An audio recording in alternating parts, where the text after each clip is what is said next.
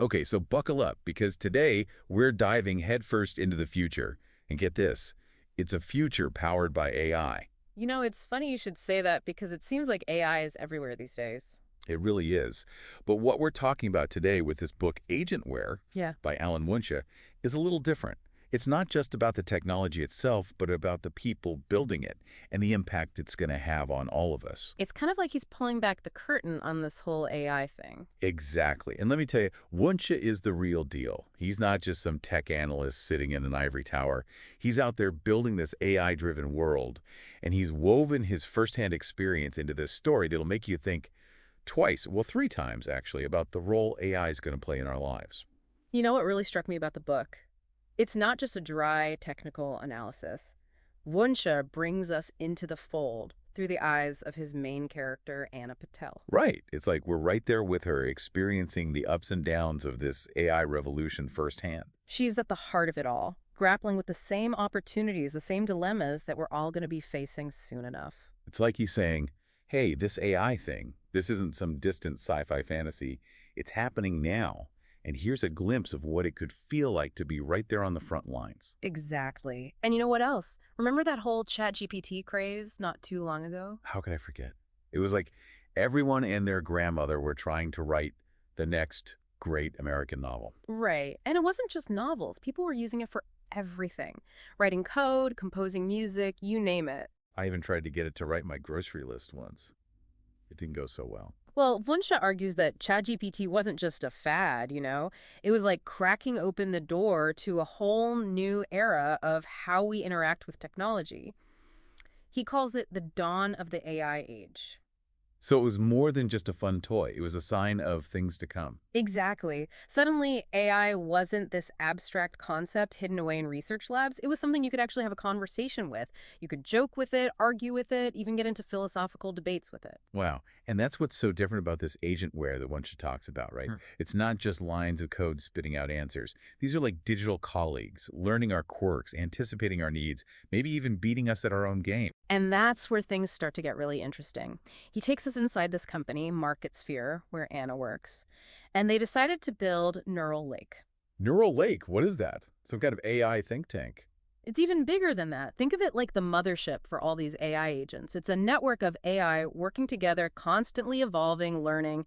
It's got the potential to completely revolutionize how businesses operate. Okay, so it's like that moment in those sci-fi movies when the protagonist steps into a room filled with humming supercomputers, and you just know something big is about to happen. You got it.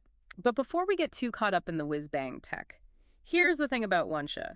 He doesn't shy away from the nuts and bolts of building something like Neural Lake. So he gets into the weeds a bit. He does. He walks us through the decisions they make, from choosing cloud providers to which AI models to use. He even gets into the debate over open versus closed source. Wow, it's like peeking behind the curtain of a magic show and realizing how much complexity goes into creating that illusion. Exactly. And then he throws us a real curveball with this concept of mind indexing. Mind indexing. Okay, now you've got my attention. What is that? Imagine AI that goes beyond just knowing what you do, but actually understanding why you do it.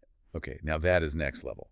So instead of just showing me ads for shoes because I Googled running sneakers, this AI might pick up on my deeper desire to run a marathon and tailor its recommendations accordingly. Precisely. And it could revolutionize everything from marketing to healthcare to education. Imagine a world where AI knows you better than you know yourself. Now that's both incredibly exciting and a little bit terrifying, wouldn't you say? I mean, it makes you wonder about the implications for privacy, for free will. Absolutely. And that's where the ethical dilemmas really come into play, which we'll dive into more a bit later. Okay, hold on a second. Before we go there, there's one more layer to this mind indexing that I'm curious about. And what's that? Well, if AI can understand our minds so deeply, could it potentially manipulate them too? That's a great question, and it's one that Wunsche doesn't shy away from. It's like we're talking about AI that can read our minds, influence our behavior. That's kind of creepy when you really think about it. It is a bit unsettling, isn't it? But that's what makes Wunsch's book so compelling. He's not afraid to ask the tough questions, the ones that make us confront the potential dark side of this technology. Yeah, and he doesn't just leave us hanging there either. He gives us these glimpses into how AI agents are already transforming everyday life. Right, like those AI tutors that can adapt to individual learning styles in real time. So instead of me trying to fit my square peg brain into a round hole curriculum, the AI tutor would say, okay, we got to try something else. Exactly. It's like having a personal tutor available 24/7, one that knows exactly how you learn best. Okay, now that's an AI I could get behind. No more struggling to stay awake during those boring lectures. And it goes beyond education, too. Wunsche even talks about AI systems composing original music. Wait, really? Like not just mimicking existing styles, but actually creating something new. Exactly. It makes you wonder, can AI be truly creative, or is it just remixing everything it's been fed? It's a good question. I mean, I've seen those AI-generated art pieces. They're pretty cool to look at, but I don't know if I'd call it art. It's like something's missing, you know? That's the debate, isn't it? What is art if there's no human emotion behind it? Where's the story? Right. It's like AI can create the notes, but not the soul of the music. And while we're pondering the artistic merits of AI, Wunsche doesn't let us forget about the very real concerns about its impact on the workforce. Oh, right. The whole robots are going to take our jobs. Exactly. And Wunsche tackles this head on. He uses MarketSphere as an example of how companies are trying to navigate this whole automation thing. So instead of just replacing humans entirely, it's about finding ways for AI and humans to work together, right? Precisely. He talks about how MarketSphere is focusing on upskilling their employees, preparing them for a world where AI takes over the more mundane tasks. It's kind of like what you were saying about AI tutors, but on a larger scale. The AI takes care of the boring stuff, freeing up humans for more creative and strategic work. Exactly. It's this symbiotic relationship where AI actually helps us reach our full potential. I like the sound of that. Hmm. But it makes you think about the skills we're going to need in this AI-powered job market. It's not just about learning to code anymore, is it? Not at all. It's about being adaptable, a quick learner, and being able to work alongside AI. So it's more about creativity and critical thinking, the things that AI can't replicate, at least not yet. You got it. And that brings us to one of the most heartwarming parts of the book. Wunsche introduces us to Natalie, a key member of Anna's team. Natalie, the one who works on the Melodia AI project. Yes, she's amazing. She goes through this personal tragedy, and it leads her to explore how AI can be used to preserve cultural heritage. It's incredible, right?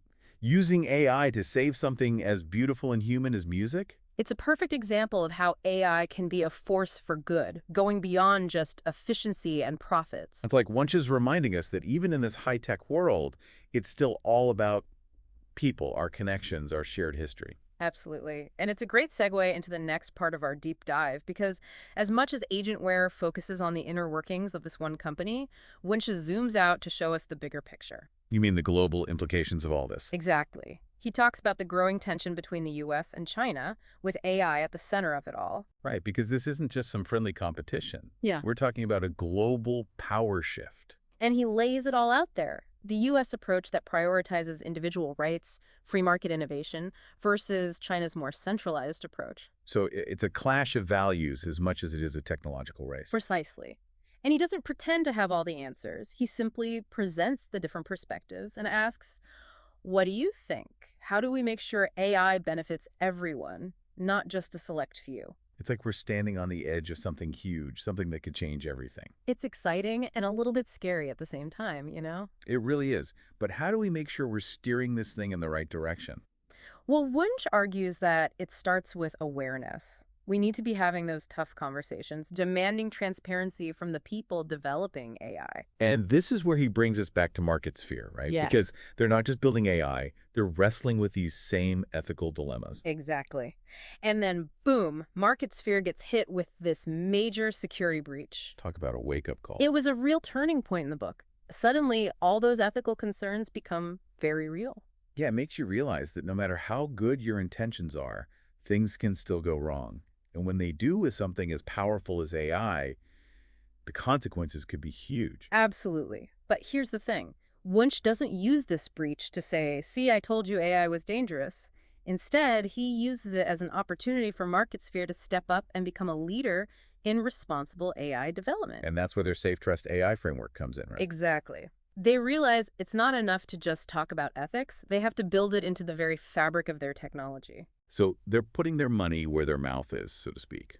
It's just too bad it took a security breach to get them there.